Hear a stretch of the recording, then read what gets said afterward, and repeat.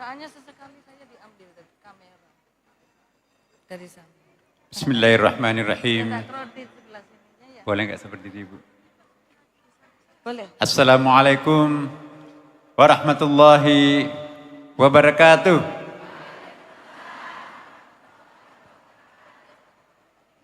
Profesor Nihaya memulai dengan survei. Ada sebuah hasil penelitian survei.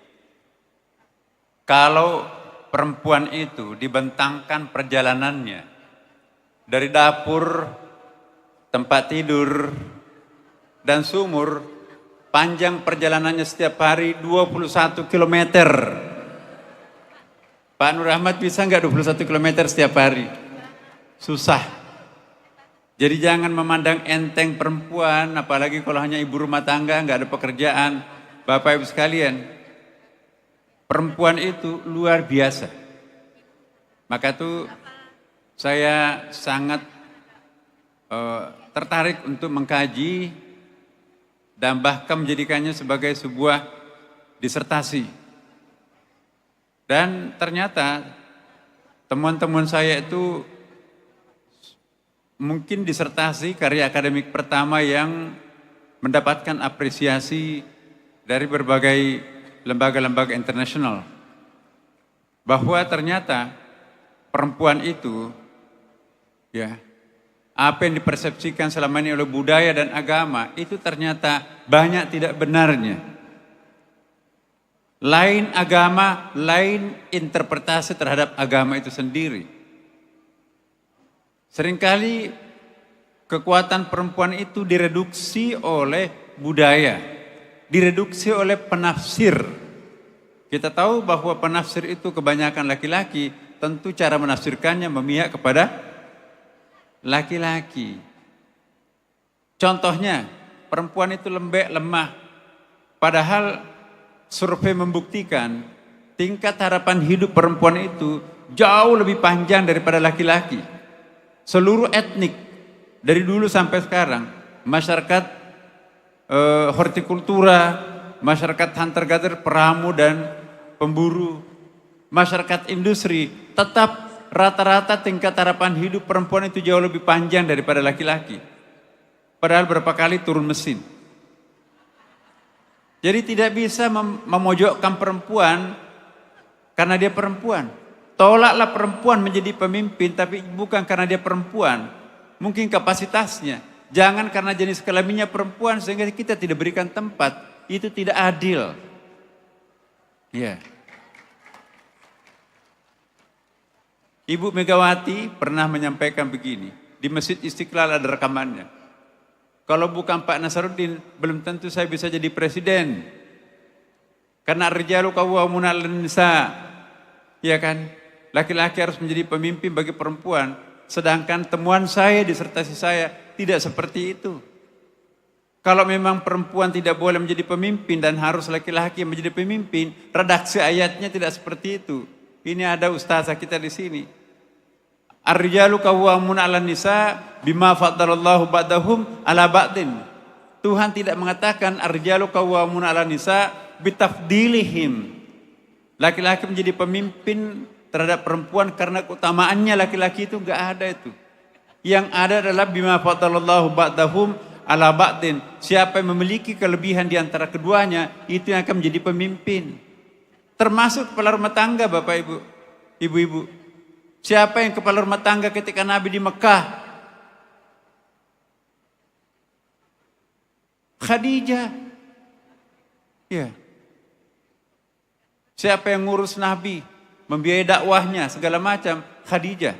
Masa perempuan tidak boleh menjadi kepala rumah tangga? Itu bertentangan dengan sejarah. Sejarah Nabi lagi. Nanti di Madinah memang karena istrinya Nabi lebih dari satu. Dan itu pun juga jangan dipeleset. Wah, itu poligami. Coba kita lihat. Nabi berpoligami ketika hampir berumur 60 tahun. Tapi ketika masih di bawah 50 tahun, Nabi enggak berpoligami itu. Itu pun perempuan yang dipoligami Rasulullah itu veteran perang Badar, veteran perang Uhud. Takut nanti itu umatnya itu pindah atau kembali ke agama lamanya. Iya. Jadi ini saya ingin menjadikan pengantar singkat ya, bahwa berhentilah memojokkan perempuan dengan menggunakan dalil agama. Itu tidak benar. Asal usul perempuan dipertanyakan tulang rusuk. Mana lebih mulia? Nabi Adam itu diciptakan dari tanah yang liat yang busuk. Mintinil lazibin. Sedangkan perempuan itu diciptakan dari tulang rusuknya laki-laki, kalau memang itu benar. Mana lebih mulia, tulang rusuk atau tanah liat? Tulang rusuk. Dan sekali lagi Bapak Ibu, salah satu kesimpulan disertasi saya, Quran tidak pernah menyebutkan kata tulang rusuk satu kali pun. Jadi cerita bahwa perempuan berasal dari tulang rusuk itu mitos. Tidak ada ayatnya, coba cari. Ya, siapa yang menyebabkan seperti itu? Itu mengkopi kitab Perjanjian Lama, pasal 1 sampai pasal 23, kitab Kejadian, itu mengendap dalam alam bawah sadar masyarakat kita. Saya akan pindah kepada materi saya hari ini sedikit saja Bapak Ibu sekalian. Kami sedang memperkenalkan sekarang ini dua hal yang sangat penting. Memperkenalkan apa yang kami istilahkan dengan ekoteologi. Apa yang dimaksud dengan ekoteologi Bapak Ibu sekalian? Kita perlu menggunakan bahasa agama untuk melestarikan lingkungan. Bahasa formal, bahasa politik tidak bisa mencegah orang untuk merusak lingkungan. Tapi bahasa agama kita harapkan untuk menyadarkan masyarakat kita menghargai lingkungan ini. Inilah yang kami perkenalkan di Kementerian Agama. Bagaimana ke depan memperkenalkan ekoteologi. Penjelasannya nanti bisa dilihat di internet Bapak Ibu sekalian. Ini sangat kaitan dengan perempuan. Ibu-ibu mungkin banyak yang nggak tahu di sini bahwa yang menemukan teknologi pertanian itu adalah perempuan. Tepuk tangan untuk perempuan. Ini Profesor Majdah, dalam dunia pertanian, beliau insinyur pertanian. Kita lihat sejarah penemuan bercocok tanam, itu adalah perempuan yang menemukan ibu-ibu. Laki-laki kerjaannya adalah hunter, mencari ikan di tengah laut, memburu binatang di tengah hutan. Tapi yang tinggal di kemah itu adalah perempuan. Dan di sekitar kemah itulah tumbuh benih-benih makanan, dan ibu-ibulah yang membudidayakan makanan itu, termasuk tanam menanam itu adalah diciptakan pertama oleh kaum perempuan, bukan laki-laki. Jadi dalam dunia pertanian adalah ditemukan pertama oleh kaum perempuan. Maka itu ekoteologi ini sangat penting. Tidak bisa kita menjadi hamba yang setia, hamba yang khusyuk kalau lingkungan kita ini rusak Bapak Ibu. Apakah ibu-ibu bisa khusyuk beribadah kalau banjir? Apakah bisa khusyuk beribadah kalau gempa, longsor? Gak bisa. Itu kenapa terjadi? Itu karena kerusakan lingkungan. Maka itu kita perlu memperbarui pemahaman kita tentang agama kita juga. Konsep taskhir, wasakhkhar lakum ma fis samawati wa ma fil ard. Kami tundukkan apa yang ada di langit dan di bumi. Itu bukan tanpa batas. Maka itu saya sangat mendukung tadi apa yang diprogramkan oleh Ibu Ketua Umum kita yang disilahkan dengan Mustika Darling. Betul. Yang paling tepat untuk berbicara tentang lingkungan adalah kaum ibu. Yang menemukan pertanian adalah ibu-ibu. Yang menemukan perkebunan juga adalah ibu-ibu. Masyarakat hortikultura, Bapak Ibu seperti kalau ke Wamena tuh. Jadi jangan pernah memojokkan perempuan kalau dirinya sebagai perempuan. Daya tahan perempuan dalam penelitian ilmu kesehatan Ibu, perempuan itu lebih tahan. Perempuan itu ya panjang usianya tuh lebih harapan hidupnya. Bahkan ditemukan ada sejumlah penyakit yang paling riskan diderita oleh laki-laki, tapi sangat imun terhadap perempuan. Contohnya adalah penyakit influenza, flu. Laki-laki itu paling tidak tahan terhadap flu, tapi perempuan paling tahan terhadap influenza itu. Kenapa? Karena ada hormon XX-nya itu ada antibodi yang sangat penting di situ. Sedangkan laki-laki itu ada XY-nya, satu saja X-nya di situ. Jadi jangan main-main terhadap perempuan, sebab daya tahannya itu lebih kuat.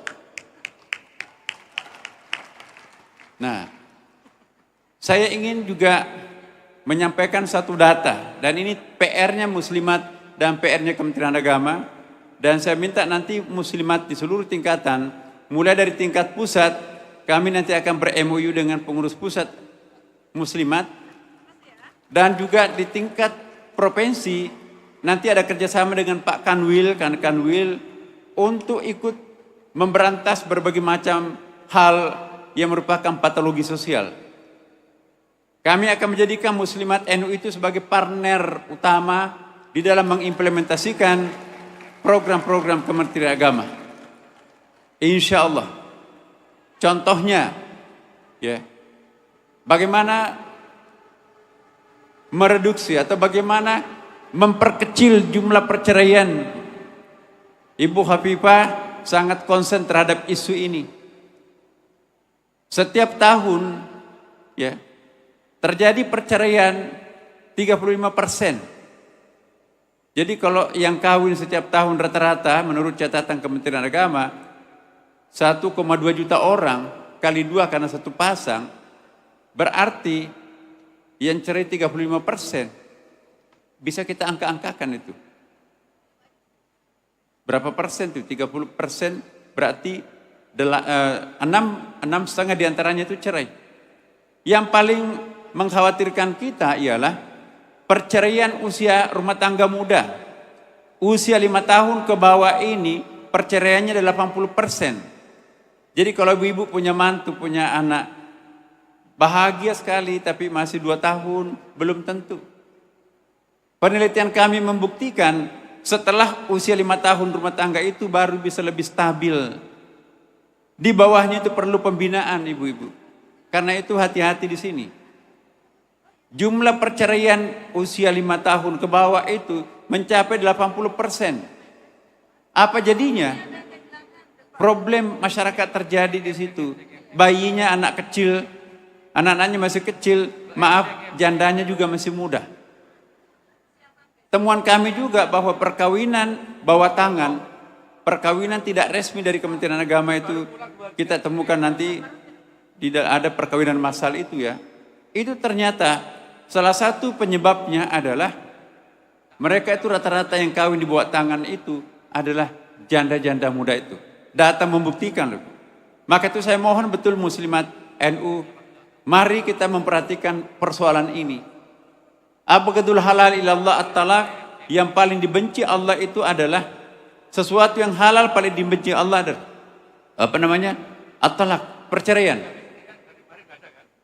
Karena kalau terjadi perceraian akan terjadi orang miskin baru. Orang miskin baru yang kalau terjadi perceraian itu adalah perempuan dan anak. Laki-laki kalau menjadi duda itu hampir nggak ada bekasnya.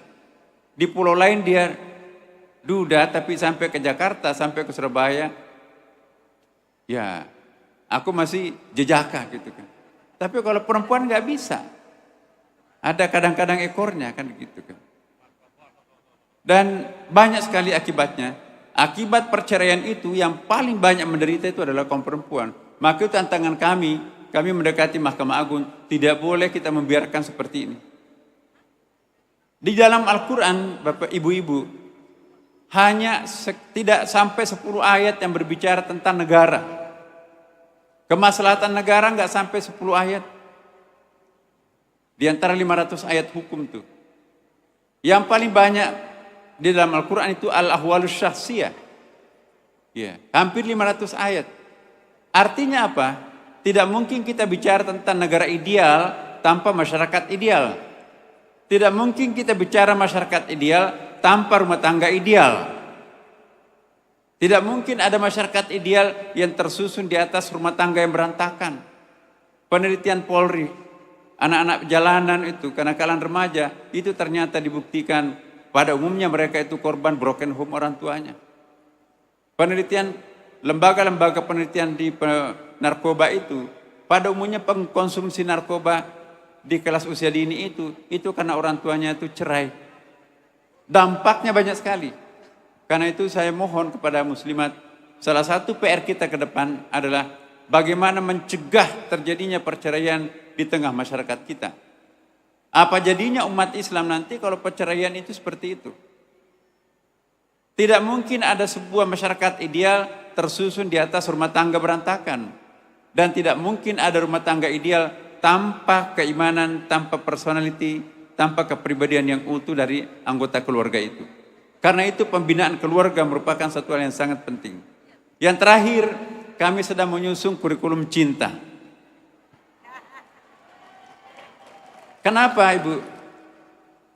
Hampir semua guru-guru agama apapun yang diajarkan, mengajarkan bahwa agama kita yang paling benar, yang lainnya sesat.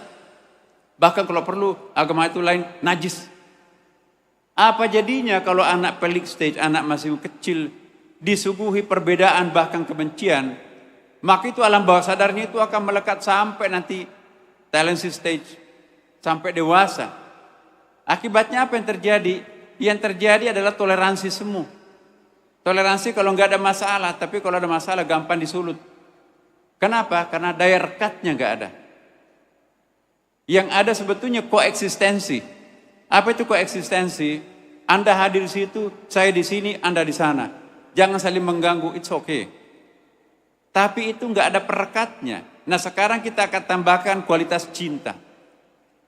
Ada ukhuwah basyariah. Oke, kita berbeda agama, tapi kita sama-sama manusia. Apalagi Kristen, Yahudi, Islam, satu nenek moyang. Ada nenek moyang kita namanya Nabi Ibrahim. Ya, mengingkari Injil, mengingkari Taurat sama dengan mengingkari Al-Quran. Itulah. Nah karena itu saya mohon kepada ibu-ibu, mari mendukung program ini, bahwa tidak lagi kita waktunya untuk mendoktrin anak-anak dengan sebuah perbedaan dan kebencian terhadap orang yang beragama lain. Begitu azan, matiin TV-nya, azan, itu kata agama lain. Di rumah tangga Islam juga ada pengkhotbah agama lain, matiin TV-nya. Padahal yang diceritakan itu kan kisah Sul Anbiya juga. Cuma di situ kan Moses, Abraham, Yona, ya, Salomon. Padahal dalam Quran Sulaiman, Musa, Ibrahim, Gabriel di sini Jibril, Mikail di sana Michael. Isi ceritanya mirip, memang sumbernya satu, Pak. Jadi lebih gampang kita mencari titik temu satu agama dengan agama yang lain daripada mencari perbedaannya. Tapi kenapa yang menonjol adalah perbedaannya? Karena kita mengajarkan agama dengan pendekatan antipati terhadap kelompok yang lain. Nah, mungkin ke depan kita akan menciptakan suatu konsep bagaimana mengajarkan keagamaan ini dengan cinta.